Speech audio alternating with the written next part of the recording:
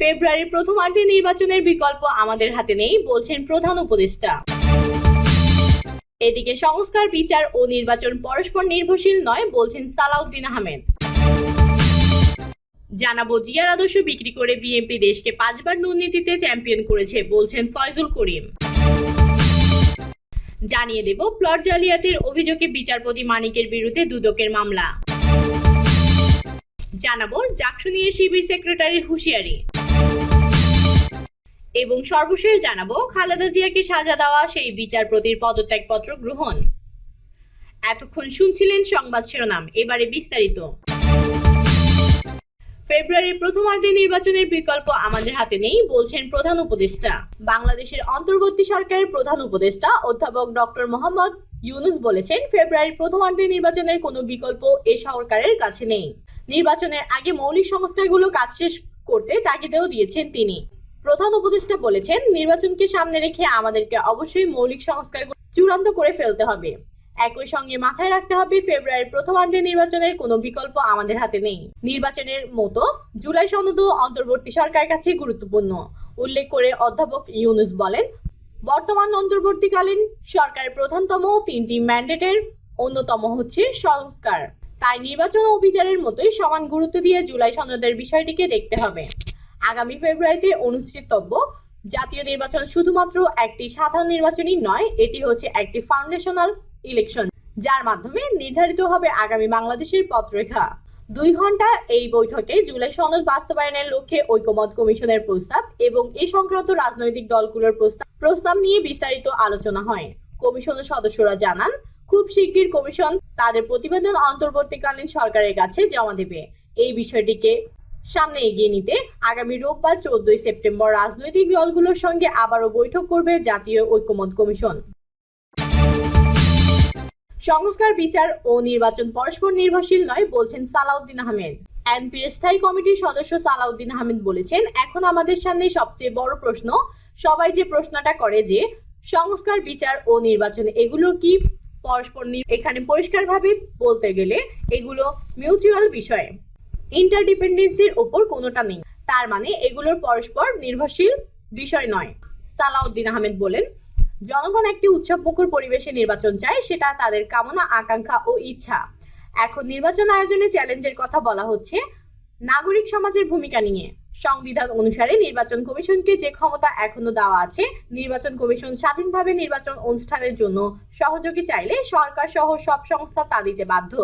অতীতে নির্বাচন কমিশন এই ক্ষমতা ভোগ করতে পারেনি, কারণ নির্বাহী বিভাগের কর্তৃত্ব ছিল বেশি। বর্তমানে সেই পরিবেশ নেই। সালাউদ্দিন আহমেদ বলেন, কেয়ারটেকার ব্যবস্থা এখনো প্রতিষ্ঠিত না হলেও অন্তর্বর্তী সরকার কেয়ারটেকার ব্যবস্থার আদলেই তার কর্ম পরিচালনা করছে। এখন কেয়ারটেকার সরকার ব্যবস্থা প্রতিষ্ঠিত হয়ে যাবে পূর্ণাঙ্গভাবে। তখন কেয়ারটেকার ব্যবস্থার অধীনে নির্ধারিত সময়সীমার মধ্যেই পরবর্তী নির্বাচনগুলো হবে।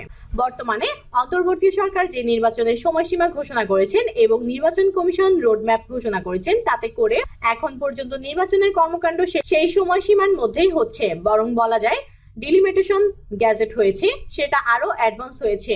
আশা করছি নির্বাচনের সমস্ত কাজ ও আয়োজন, প্রস্তুতি সবকিছু সেপ্টেম্বরের মধ্যেই সমাপ্ত হবে। জানাবো, জিয়ার আদর্শ বিক্রি করে বিএনপি দেশকে 5 বার দুর্নীতিতে চ্যাম্পিয়ন করেছে, বলছেন ফয়জুল করিম। ইসলামী আন্দোলন বাংলাদেশের জ্যেষ্ঠ মুফতি সৈয়দ মোহাম্মদ ফয়জুল করিম বলেছেন, জিয়াউর রহমানের আদর্শ বিক্রি করে বিএনপির 5 বার দেশকে দুর্নীতিতে চ্যাম্পিয়ন করেছে। দেশের মানুষ আর চোর, ডাকাত, গুন্ডা, চাঁদাবাজদের ভোট দিয়ে ক্ষমতায় আনবে না।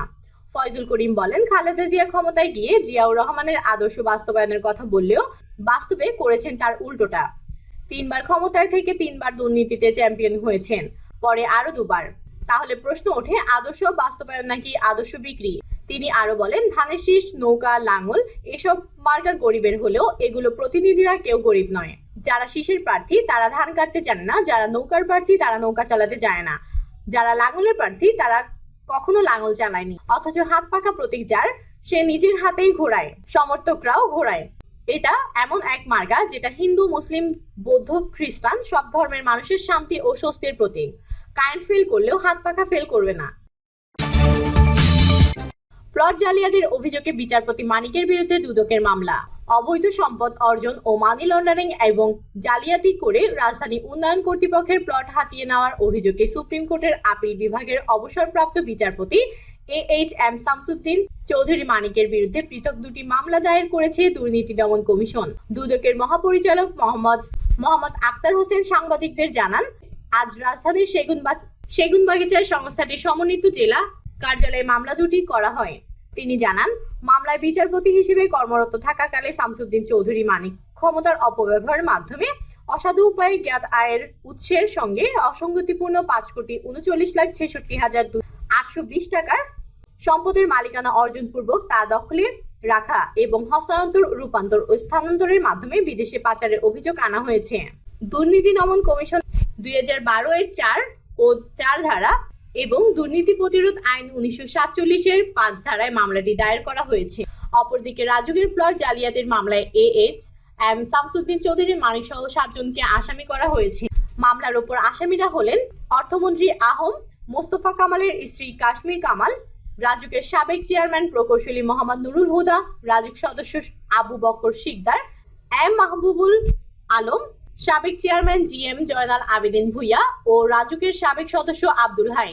মামলার অভিযোগে বলা হয়, আসামিরা পরস্পর যোগসাজশে ক্ষমতার অপব্যবহার করে প্রতারণার আশ্রয়ে মিথ্যা হলফনামা দাখিল করে রাজুকের পূর্বাঞ্চল নতুন শহর প্রকল্পে মূল বরাদ্দ গ্রহীতার নামে বরাদ্দকৃত 1,88,202 নং কোডের 16 নং সেক্টরের 116 নং রাস্তা 36 নং প্লট বরাদ্দ দিয়ে পরবর্তীতে লিজ দলিলের শর্ত ভঙ্গ করে ওই প্লট হস্তান্তর করার অনুমতি দিয়ে প্লটটি আত্মসাৎ করেছেন।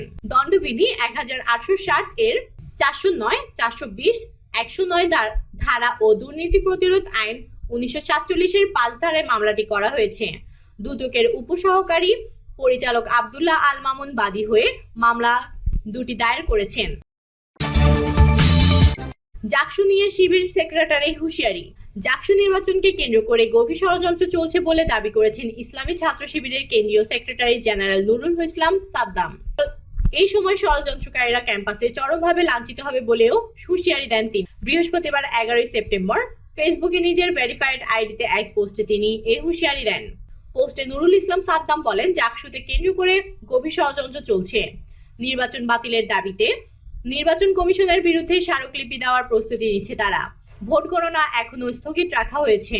তিনি আরো বলেন, ছাত্রদের অধিকার নিয়ে তালবাহানা করে আগুনে পা দেবেন না, ভস্মীভূত হয়ে যাবেন। ছাত্ররা ভোট দিয়েছে, তাদের অধিকার তারা বুঝে নেবে। ছাত্রদল সহ যারা শিক্ষার্থীদের বিরুদ্ধে অবস্থান নিয়েছো তারা প্রতিটি ক্যাম্পাসে চরমভাবে লাঞ্ছিত হবে।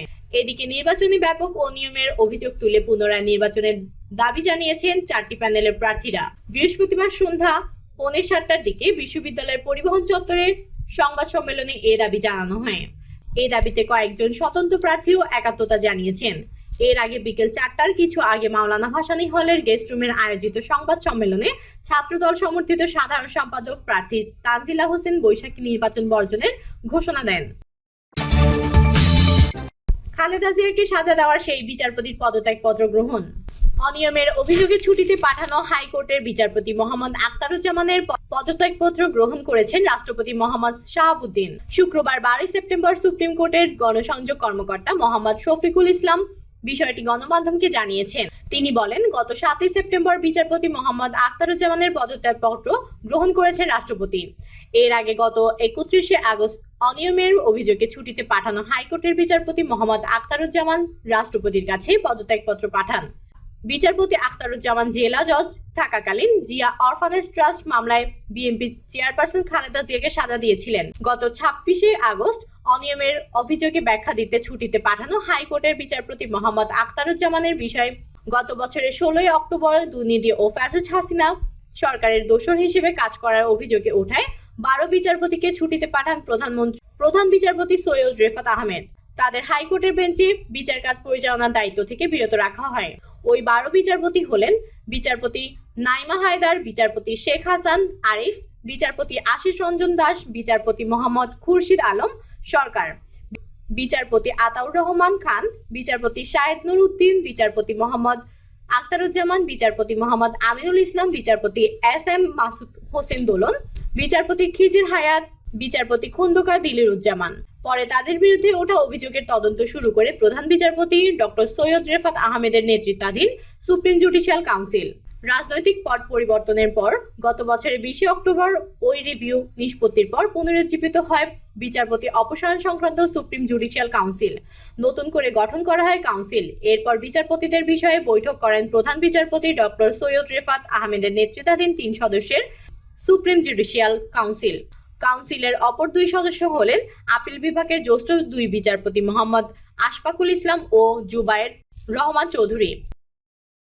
প্রিয় দর্শক, এই ছিল সর্বশেষ সংবাদ। আপডেট সব সংবাদ পেতে চ্যানেলটি সাবস্ক্রাইব করে বেল আইকনটি ক্লিক করে রাখুন।